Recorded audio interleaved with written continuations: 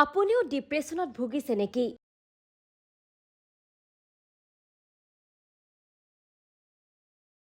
কিন্তু ডিপ্ৰেছন মানে প্ৰকৃততে কি বাৰু?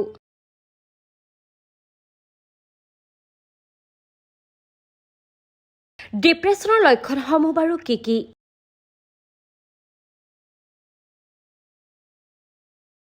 ডিপ্ৰেছন বৰ্তমান সময়ৰ এক জ্বলন্ত সমস্যা। বহুতে নাজানে যে তেওঁৰ লগত হৈ আছে কি।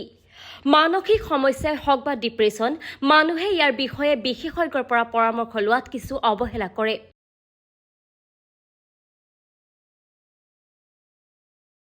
বৰ্তমান যুগত প্ৰায়ভাগ মানুহে মানসিক সমস্যাত ভুগি থকাৰ স্বত্ত্বেও এই বিষয়ে খোলাকৈ কথা পাতিবলৈ লাজ কৰে। আজিকালি মানুহৰ ব্যস্ত সময়ৰ প্ৰভাৱ মানসিক স্বাস্থ্যৰ ওপৰতো পৰে।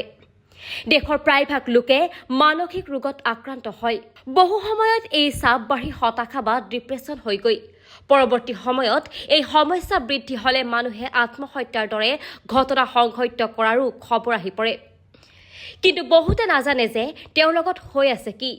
মানসিক সমস্যা হওক বা ডিপ্ৰেছন, মানুহে ইয়াৰ বিষয়ে খোলাকৈ কেতিয়াও কথা নাপাতে।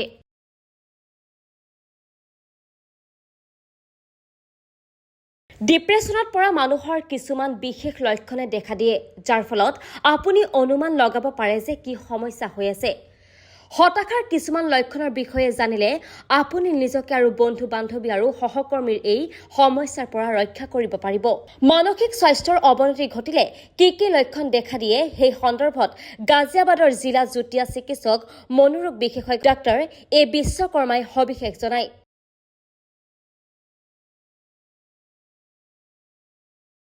ডিপ্ৰেছনে দেখা দিলে হঠাতে মুড পৰিৱৰ্তন হয়। যদি কাৰোবাৰ মুড সঘনাই সলনি হোৱা, হঠাতে খিংখিঙীয়া হোৱা, কোনো কামৰ প্ৰতি আগ্ৰহী নোহোৱা আৰু সদায় মানুহৰ পৰা আঁতৰি থাকে, অকলে থাকিবলৈ আৰম্ভ কৰা, সদায় দুখী হোৱা, হঠাতে কান্দিবলৈ আৰম্ভ কৰা আদি দেখা দিয়ে, তেন্তে আপুনি জানিব যে তেওঁ ডিপ্ৰেছন আৰম্ভ হৈছে আৰু তেওঁক আপোনাৰ প্ৰয়োজন হৈছে, কাৰণ তেওঁ ডিপ্ৰেছনত ভুগি আছে। ইয়াৰ বাবে আপুনি বিশেষজ্ঞৰ সহায় ল'ব পাৰে।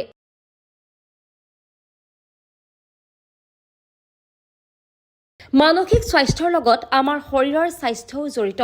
মানসিক স্বাস্থ্যৰ দুৰ্বলতাৰ লক্ষণসমূহ শৰীৰতো দেখা পোৱা যায়। হতাশাৰ ক্ষেত্ৰত বেয়া খাদ্যাভ্যাস, ভাগৰুৱা অনুভৱ, অনিদ্ৰা আদি সমস্যা হ'ব পাৰে। যদি আপুনি কাৰোবাৰ শৰীৰত এনে লক্ষণ দেখা পায়, তেন্তে তেওঁৰ লগত কথা পাতক আৰু কিয় এনেকুৱা হৈছে জানিবলৈ চেষ্টা কৰক। যদি আপোনাৰ নিজৰ লগত এনে হৈ আছে, তেন্তে আপুনি বন্ধু-বান্ধৱৰ লগত অথবা বিশেষজ্ঞৰ সৈতে কথা পাতক।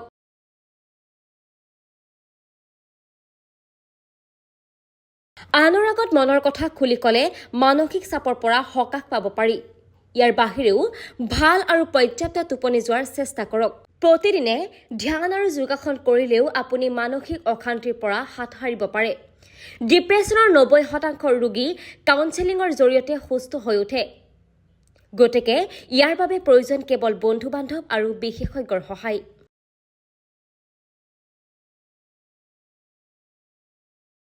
News desk report, times media 24।